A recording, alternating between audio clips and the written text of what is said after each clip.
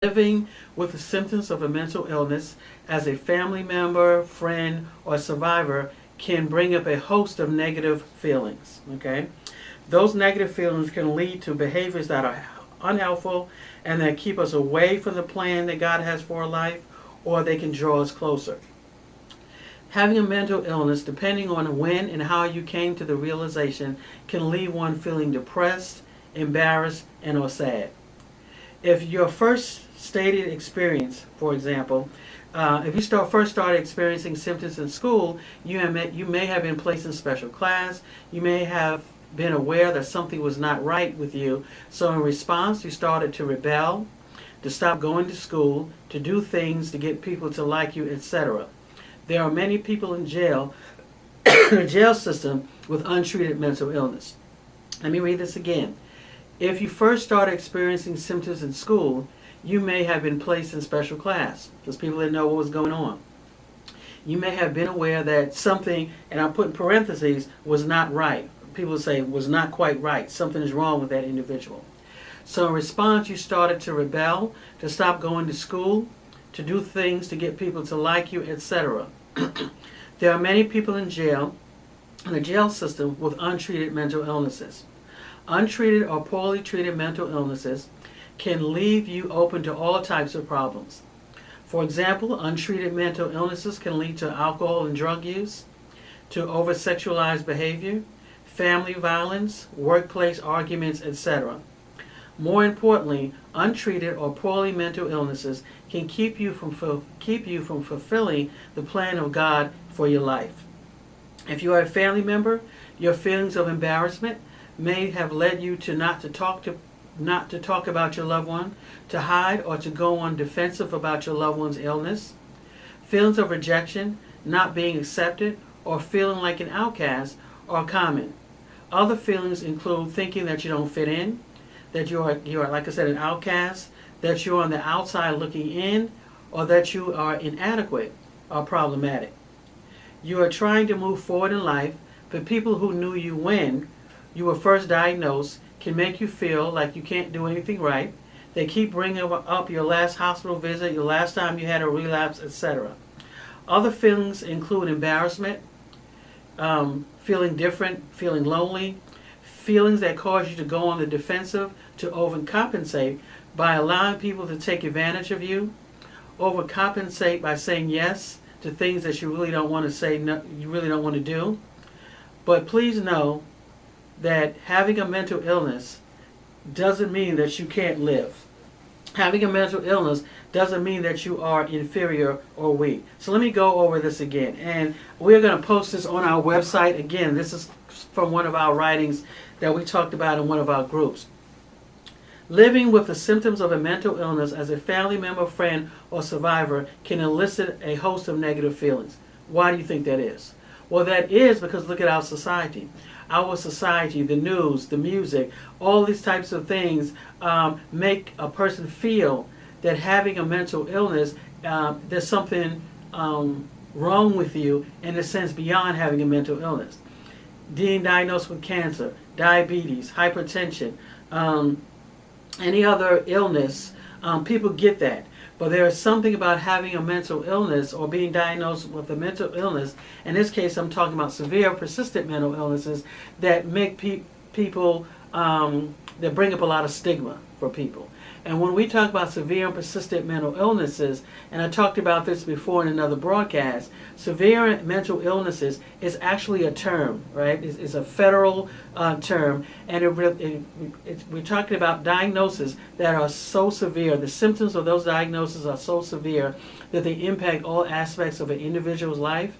So you have the mental illnesses, and then you have severe mental illness, severe and persistent mental illnesses. And we're talking about schizophrenia, bipolar, for example.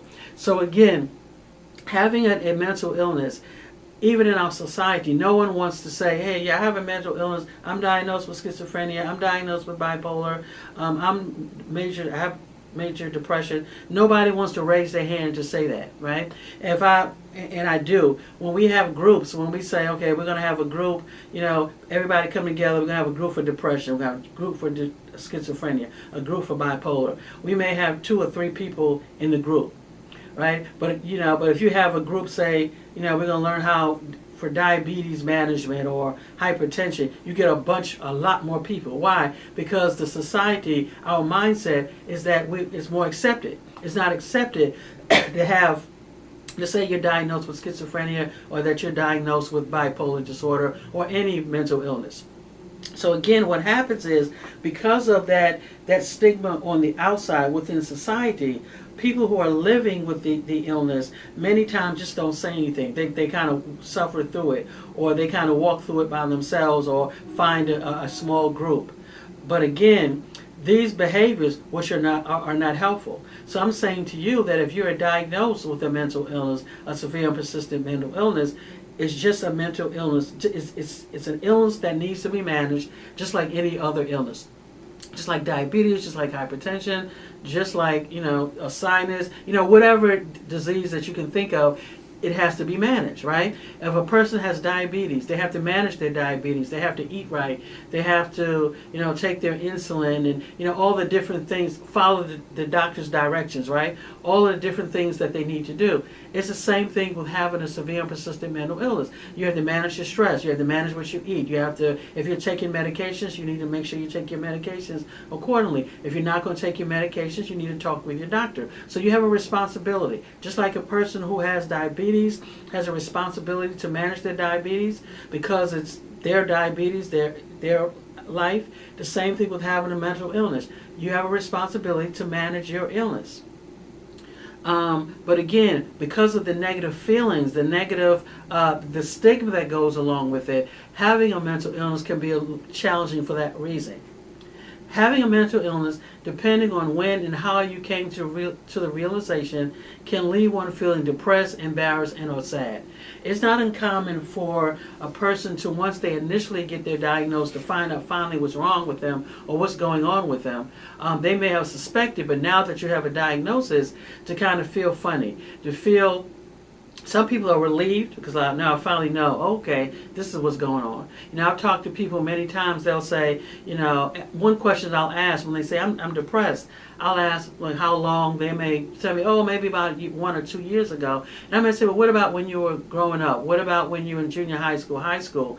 And many times as we talk, they may say, no. And then as we talk further, then we find out that they actually has mood disorder in high school. But what masked it, and I'll get to that, but what masked it was the alcohol use, was drug use, which we'll get to that in the next paragraph. But depending on how you were first diagnosed, some people may not be diagnosed that way. Some people may not get their diagnosis until after they have a psychotic episode. And when we're talking about a psychotic episode, what is psychosis? We said before, is just being out of touch with reality. There are different illnesses or different reasons why a person can have a psychotic episode. It could be a schizophrenia, it could be bipolar, it could be drug use, it can be another medical concern. So we really don't know why a person will have a psychotic episode until they get to the hospital, until they're evaluated. But let's just say the psychotic episode is a result of a mental illness. And then you were admitted into the hospital. There may be some embarrassment that goes along with that. Maybe the police had to have been called. Maybe you had to be forced to go into the hospital. So your feelings about having a mental illness may be different than somebody who maybe read a pamphlet. They read a pamphlet and said, this does sound like me. Maybe I should make an appointment to see my doctor. That person, their experiences is going to be different. All right. As I said, some people, if you start experiencing symptoms in school, you may have been placed in a special class, or you may have dropped out. Because we know with a lot of the severe mental illnesses in particular, that there's symptoms that were there usually as a young adult or maybe early 20s, teenagers. There were symptoms that were there, but because no one knew what to do with them, we wasn't really sure. Many times, it can look differently. It could be, some people might think, that's just what teenagers go through, not really realizing that what we're looking at is a bipolar or a mood disorder. So again, things kind of get ignored. And what happens when you're in school, say for example, and I'll start there, and something is going on with you, but you're not really sure. You don't really know. It's hard for you to sit still. It's hard for you to sit still in class. It's hard for you to verbalize what's going on, but something is going on, right? So you get kicked out of class, or you don't go to class.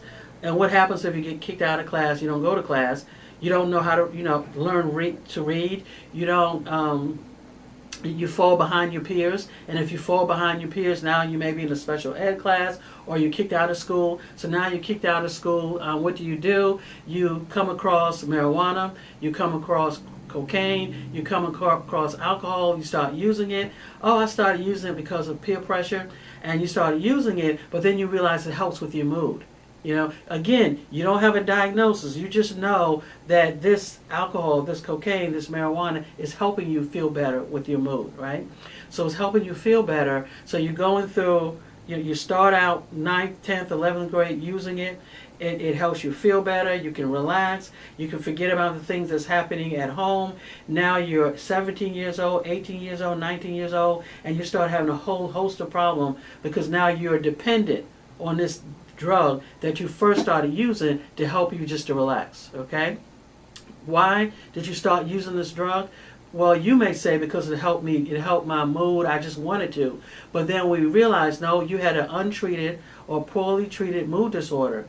That's why you actually started using the marijuana. That's why you started using the drugs. So again, many people that are in their 40s and 50s now who are in treatment, as they look back over their life, and they wonder, how did I get here? You got here because it was an untreated or poorly treated mental illness that wasn't diagnosed when you were in junior high school, or as a young adult, and you started self-medicating. And now we have a whole big problem. Okay? Okay. If you first start experiencing symptoms in school, you may have been placed in special class. You may have been aware that something was not right with you. In response, you started to rebel. Because another thing what some kids will do, or young people will do, and even as adults, when somebody says something to you that hurts your feelings, some people lash out. They get angry, they fight, right? They don't like you saying, you're saying something about them, they don't like it, they punch you in the face or whatever. So now you have people getting into fights, getting into arguments, and start doing different things, hanging out with the wrong crowd. They're hanging out with the wrong crowd. Why? Because of the poorly treated mental illness. They're now with the wrong crowd. And then what happens? They wind up getting arrested. Now you got people going in and out of jail.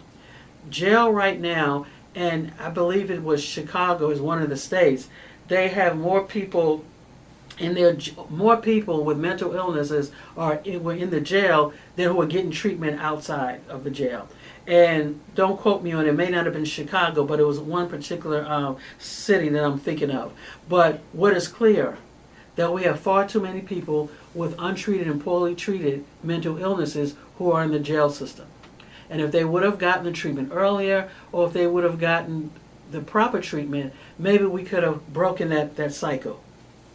Unfortunately, as I said, untreated or poorly treated mental illnesses can leave you open to all types of problems. Like I said, for example, untreated mental illness can lead to drug use because you started using drugs to self-medicate. You didn't know what was going on, so you started using drugs to self-medicate, which leads to all types of problems. You don't know what's going on, you start getting into fights, right? You start, because of the irritability, especially with bipolar, you're looking at the irritability, you're looking at the anger, the out of control, quote unquote behavior. People are looking at that, not knowing what this is, and you can't verbalize what's going on, but people are going to respond to the behavior, okay? As I said, family violence. People are getting into fights, arguments, over sexualized behavior. We have many people with poorly treated and untreated mental illnesses are out on the street being raped, being sexually abused, being physically abused, okay? But more importantly, the big thing for me is untreated mental illnesses can keep you from fulfilling the plan of God for your life. And the problem is, it's not the illness itself. I say this before, it's not the illness is the problem. The problem is that we're not being treated is the problem. The problem is that as a result of not being treated properly, you are unable to live the life that God has designed for you. Okay? The rejection, the feelings of shame, the embarrassment, the loneliness, these are all things that can be overcome. These are all things that have happened to you at one point in life, but we can move past that. We can begin to live past that. Living with a mental illness is saying, a severe mental illness, is saying, yeah, these things may have happened to me, but they don't have to define who I am. I can still move forward. I may have to move forward slowly. I may have to move forward differently, but I can still move forward. Feelings of rejection will make us feel like, that nobody cares, that I'm unlovable. Feelings of rejection, it's like right when you get to the door to be, something good happens to you, you step back from the door. All of that is the feelings of rejection. Feeling of rejection will make you feel that people don't like you or people are talking about you when that's not the case. The thing is, we want to begin to realize if you're living with a severe and persistent mental illness, realize you have to manage your illness. You may have to take medications. You may have to therapy or talk to someone, right? But more importantly, you're going to have to begin to talk to yourself. You're going to have to begin to tell yourself that, number one, my illness is not the problem. Okay? When it comes to God's plan for my life, the illness is not the problem. When God sees me, when He sees you, He's not seeing you diagnosed with schizophrenia, because He already knew that. He's not seeing you diagnosed with bipolar. He already knew that. What He's seeing, what He's put in you. And what He's put in you is greater than your symptoms of schizophrenia, is greater than your symptoms of bipolar. You have something to add to this world. You can't let your symptoms keep you from seeing that, because all we can see are our symptoms. Okay, all you can see is that, okay, I was a person that in class where the police had to come and take me to the hospital. I'm embarrassed. I'm the person that's living out on the street. I'm the person that always get things wrong. I'm the person that nobody likes. I'm lonely. I'm frustrated. That's all you can see. I hear voices, right? People are laughing at me because they think I'm stupid in class. All of these things, that's all you can see. What we're saying is that beyond that, pull that back and see yourself the way God sees you. Your illness is not the problem. Your schizophrenia, your bipolar, hearing voices, God could care less about that. That is not even a big deal. That's no deal to Him. What He's saying is for you, is to begin to tap into that thing that God has put in you, right? Whatever it is, whether it's to make people smile, whether it's to draw, whether it is to clean well, whatever you do well, find out what that is and begin to work that thing. Okay? Don't let your symptoms keep you stuck in a rut. Untreated mental illness or poorly treated mental illnesses, especially because we know the nature of them. As I said, many of them or you can see when a person is young, or like teenager, preteen, 20s, a young person, that it can, if you don't get the right treatment, it can impact the rest of your life. So I'm saying today, March the 25th, we need to make a change. So managing your illness, living with your illness, taking your medications if that's the case, managing your stress, staying away from negative coping strategies. What do I mean? Negative coping strategy. Drug use. Any drug, I don't care if it's marijuana, if it's legal or not legal, I don't care if it's alcohol, I don't care, whatever it is, Coca-Cola, whatever the case is, whatever behavior that you're engaging in that's causing you to relax to such an extent that you're not moving forward, that you're not facing your challenges, that you're not moving forward in your goals, is a problem. I don't care what it is. It could be exercise, whatever it is. Anything could be a negative coping strategy. Exercise, going to church, reading your word, reading the Bible, the Quran. I don't care what it is. It may be a good thing, but it can be used negatively, because if that thing is not forcing you to take a look at your life realistically and begin to make changes, or if what you're using is, I'm meditating, that's wonderful. But if your meditation is I'm meditating and I'm thinking positive, that's not good enough. Okay? That's not good enough in 2023. You need to move beyond just thinking positively. Right? You need to think balance, okay? And a balanced thought takes into account both the good and the bad, just like the Bible does. It takes into account both the good and the evil.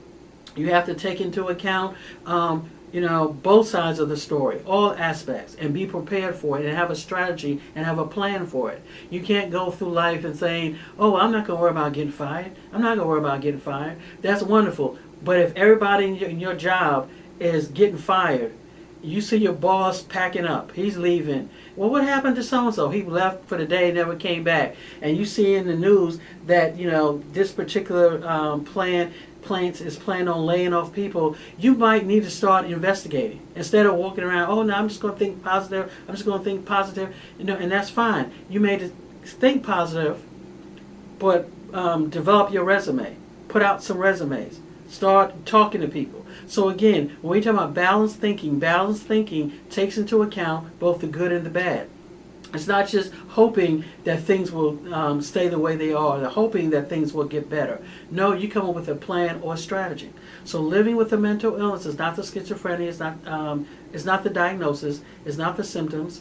The rejection, the embarrassment, the feelings of loneliness, those things happen to you. But those are things that you're going to have to challenge. You're going to have to manage. When those feelings and those thoughts come up, you have to say, no, the God who gave me breath says that I'm fearfully and wonderfully made. And the fact that I still have breath means that there's something for me to do. There's something for me to accomplish here. I'm not going to let my schizophrenia, my bipolar disorder, or my symptoms keep me from that, okay? So again, this is It's Getting Better All the Time Mental Health Outreach, providing information and support. Wanted to talk about everyday living. Everyday living here. I'm sorry, I'm looking at my thing here. When we talk about everyday living, okay, I don't know what happened here. Hopefully I'm still on. So when we talk about everyday living, part of everyday living, if you're living with a severe mental illness, is, as I said, the medications, taking care of your health, but managing the way you think. When thoughts come to your mind that remind you of what you used to do. Oh, you used to be in a hospital. Yeah, but I'm not in the hospital now. And if I go back into the hospital tomorrow, then that's fine. I'll get out the hospital and I'll regroup. Okay? Going into the hospital is part of living with a severe mental illness. Okay? It happens sometimes. Medication adjustments, sometimes that happen. Okay? Having to change in therapists, change in doctors, sometimes that happens. That's part of living with a mental illness. But let's not forget, there are other parts. Other parts is laughing, enjoying yourself, moving forward in the plans that God has for you.